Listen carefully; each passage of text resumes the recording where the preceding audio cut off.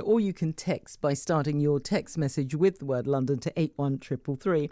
You can email me your stories. It's Jumoke, that's JUM for mother, OKE at bbc.co.uk. It is 4:44. Now, the British Street Food Awards are bringing some of the UK's most delicious street food to London. From the 18th to the 20th of August, Hackney Bridge will be hosting the finals, and street food vendors across the country will be competing to be the best of the best. The awards were founded back in 2009 by the award-winning food journalist Richard Johnson and his company Food Munity. And Richard joins us now. Richard, good afternoon. How are you? Good afternoon, Rebecca. I'm really good, thank you. A lot of food you must be ingesting over these past few years. Not just you, lots of the judges. The judging is, that's a feat in itself. We advise the judges to skip breakfast because on Sunday, we've got Sophie Ellis-Bextor and Richard Jones. We've got two of Michelin-starred chefs, both from Hackney, coming to judge the food. But it's 32 plates of food. That's two plates from each of the 16 finalists that are there trying to win the competition. So you can imagine. Say you're 18 courses in and all of a sudden it's the best burger round, or somebody comes with, you want to do it justice, and you've got another 16 courses still to go. It's an art. So yeah, I'm kind of I'm not eating till then. That sounds like a plan. But this has been going on for a while because, of course, the finals are what we are talking about here in London. But you've had, the heats and all of that around the country, haven't you? Yeah, we have 5 regional heats. So yeah, we've been to Edinburgh, Cardiff, Leeds, Portsmouth, Reading, and this is the big London final. So we've had winners from all of those places that are converging. I think the Scots have already set off. Chula, who do the most amazing Nepalese momos, these beautiful little handmade dumplings that they'll be making on site.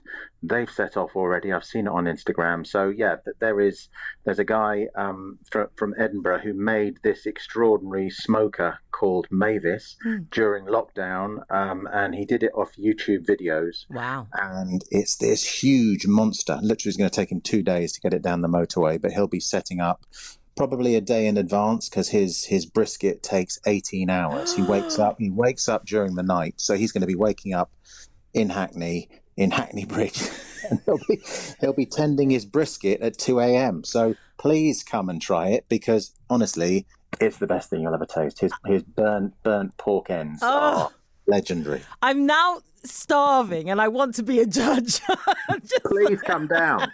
HackneyBridge.org.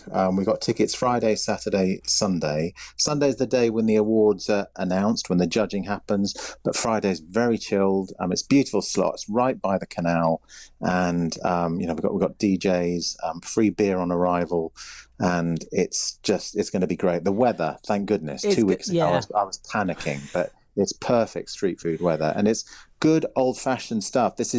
It's made by the people that are serving you the food. It's not big organizations. Street food has kind of gravitated into quite a corporate world. Yeah. But these are the young stars. These are the names that you'll be seeing on the high street tomorrow. And they're doing everything from Iraqi to Celtic fusion to Welsh cakes, but not just handmade Welsh cakes. They'll be cooked on a griddle, served to you, and then slathered in butter while they're still warm. Wow. It's the best of the best, and we've got all sorts of categories, and you're going to have to vote because everyone that comes along gets a vote and a people's choice. Right. And the idea is that you mill around, you try little mouthfuls of everything, and you vote for your favourite before you leave, and the winners are announced on Sunday about 4:00. And you have been championing street food for so long. How has it changed over the years? It's a bit more organised, it's a bit more professional, and it's a bit more corporate. So in some ways that's great, that it's easier now to make a proper, decent living doing it. Because when I began, it was just something you did in the summer. You couldn't possibly make a living at it, and this was a second job, a bit of a side hustle. And in the beginning, it was like the Wild West. I remember the East End back in the day, where it was, we would take over car parks and there would be these food raves under bridges, and somebody would turn up and cook something amazing on an old griddle, and somebody would bring music and there'd be drink, and it would be great. And it's more difficult to do those things now, certainly in London. I mean, that's the shame of the thing. As a Londoner, it's regulated to within an inch of its life. And it should be in terms of health and safety. Yeah. But there are an awful lot of people out there who just want to stop groups of people gathering and having a good time. And actually joining together and eating is one of the simple pleasures of life, I think. It's just like sitting in the garden and having a barbecue and having a drink with your friends, a cup of tea, whatever. That's the simple pleasure of being. And that to me is what the British Street Food Awards is all about, which is why I started the European Street Food Awards, because the British champion that we choose on Sunday then goes to compete in Germany against the best of 16 other countries. And we launched the American Street Food Awards in LA in November. Wow. So this is something that began 13 years ago, and it's kind of grown organically, survived lockdown. We had to work out how to deal with all of that and how to survive tables that were socially distanced and click people in and click people out. But now we're back to being able to have a proper good time and eat and relax and not worry about being too close to one another again. It's nice. It is indeed very nice. How thrilled are you, though, that we are back where we are? And does it become overwhelming? Because presumably everybody's looking for a slot. Everybody wants to win or at least get somewhere in the running, because, of course, what emerges from it are some very big names over the years.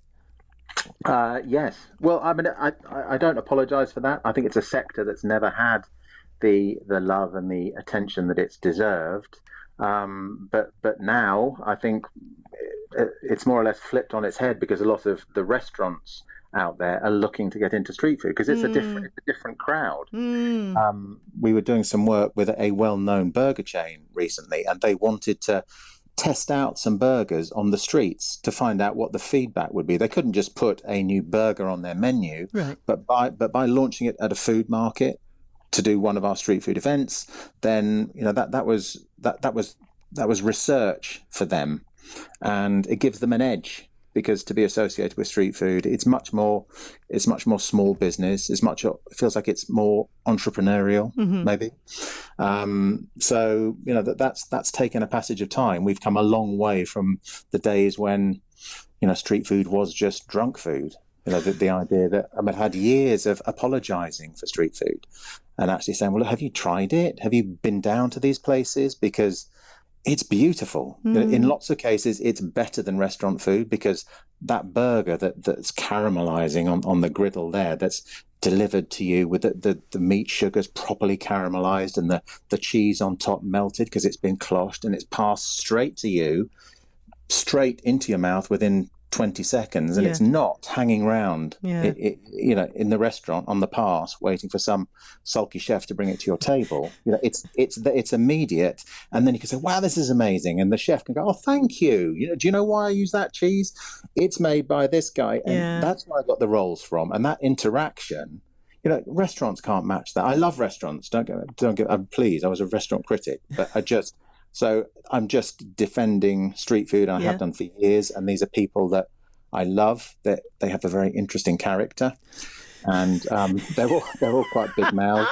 You seem to be trying to be diplomatic about the challenges of liaising with street food vendors of whatever ilk.